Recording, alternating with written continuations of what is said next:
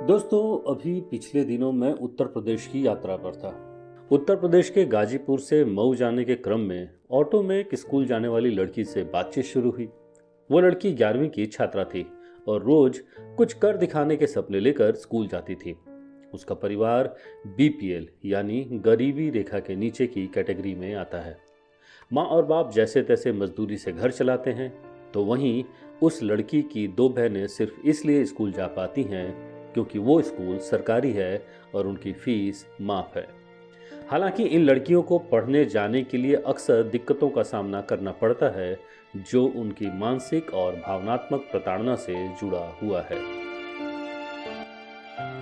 नमस्कार साथियों, मैं आपका दोस्त राजीव और आप सुन रहे हैं राजीव की डायरी का पन्ना, लड़कियों को पढ़ाने के लिए पहले बदले सोच। दोस्तों, ये हाल केवल उस लड़की का नहीं है, बल्कि भारत के गांवों में रह रहे हर उस लड़की की है जो अपने गांव से दूर पढ़ने के लिए स्कूल या कॉलेज जाती है। बदलते समय में जब शहर की लड़कियों को पढ़ते और आगे बढ़ते देख गांव की लड़कियां भी आगे पढ़ने का सपना संजोती हैं, पर इस सपने को जमीन पर उतारने के लिए कभी-कभी घर की परिस्थितियां, खासकर परिवार की सोच कई बार बिल्कुल साथ नहीं देती। अगर लड़कियों को आगे पढ़ाने या बढ़ाने की बात कीजिए तो सिरे से इसे आर्थिक तंगी और संसाधन के अभाव का हवाला देकर खारिज कर दिया जाता है। पर लड़कों के लिए ये सब बहुत लचीला होता है। अगर लड़का पढ़ना चाहता है तो भी ठीक, और नहीं पढ़ना चाहता है तो भी ठीक। गांव में लड़कियों को आज भी शिक्षा के लिए लैंगिक भेदभाव का सामना करना पड़ता है और कई बार ये भेदभाव मानसिक और शारीरिक हिंसा तक पहुंच जाता है।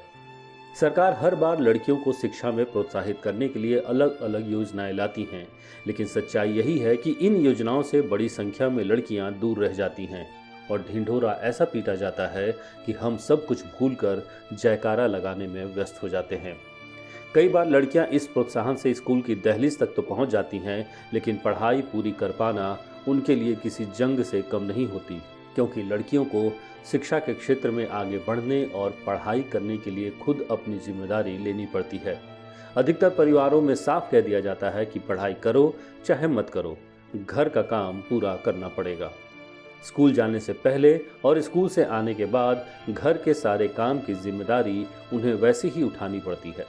इतना ही नहीं, अगर घर में कोई दिक्कत होती है तो लड़कियों को ही स्कूल से छुट्टी करने को कहा जाता है। इन सब वजहों से लड़कियां पढ़ाई में पीछे छूटने लगती हैं और कई बार परीक्षा में फेल भी हो जाती हैं, जिससे कई बार उनको अपनी पढ़ाई छोड़नी पड़ जाती है। अक्सर आपने देखा होगा कि हमारे देश में स्कूलों में अक्सर सरस्वती पूजा की जाती है। आमतौर पर इसके आयोजन के दौरान सारे सामानों की खरीदारी की जिम्मेदारी लड़कों को दे दी जाती है। वहीं पूजा की विधि और तैयारी का दायित्व लड़कियों को थमा दिया जाता है। क्यों? क्या कभी हमने ठहर कर इस मसले पर जरा भी सोचा है कि हमेशा लड़के ही खरीदारी का काम क्यों करेंगे? इसका साफ कारण है कि हम बचपन से यही देखते आए हैं और आज इसी सोच को बदलने की ज़रूरत है।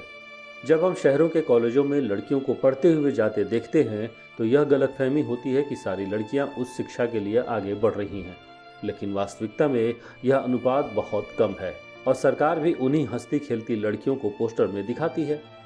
क्या कभी आपने अपने गांव के लड़कियों के बारे में जानने या पढ़ने की कोशिश की है? इसलिए मैं हमेशा कहता हूं कि आज का एक भारत जो है वो 5 ट्रिलियन बनने के पीछे दौड़ लगा रहा है और दूसरा भारत आज गांवों में बस रहा है, जहां सत्ता 70 करोड़ लोगों को मुफ्त राशन मुहैया करवा रही है। लड़कियों के सपनों के बीच बहुत सारी मुश्किलें हैं जो सामाजिक, सांस्कृतिक, आर्थिक और अन्य कारकों से बहुत गहरे से जुड़ा हुआ है। अक्सर शिक्षा और रोजगार के लिए रिपोर्ट जारी करनी होती है, जिसमें महिलाओं की बढ़ती भागीदारी को देखकर हम सभी खुद को शाबाशी देने लगते हैं और इसी शाबाशी में छूट जाता है हमारा गांव और वहां की लड़कियां। लेकिन जब हम गांव की लड़कियों और साथ ही जब जातिगत विश्लेषण करेंगे तो ग्रामीण क्षेत्रों में दलित मजदूर परिवारों से आने वाली लड़कियों की भागीदारी न के बराबर पाएंगे।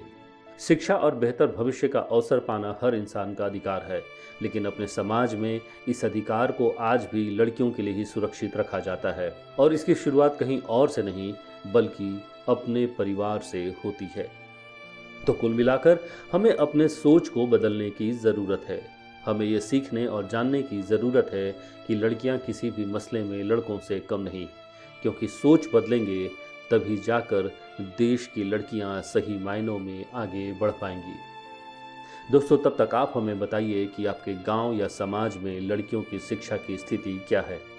क्या सच में हमारे देश की लड़कियां पढ़ाई के मामले में आज़ाद हैं या अभी भी आज़ादी लेने की होड़ बाकी है। साथ ही लड़कियों को आगे पढ़ाने और उन्हें बढ़ाने को लेकर हमें किस तरह के प्रयास करने की ज़रूरत है। इस मुद्दे पर अपनी बात ज़रूर रिकॉर्ड करें अपने फ़ोन में नंबर 3 का बटन दबाकर या मोबाइल वानी ऐप में ऐड का बटन दबाकर, क्योंकि ग्राम वानी विश्वास करती है कि बोलेंगे तो बदलेगा। नमस्कार।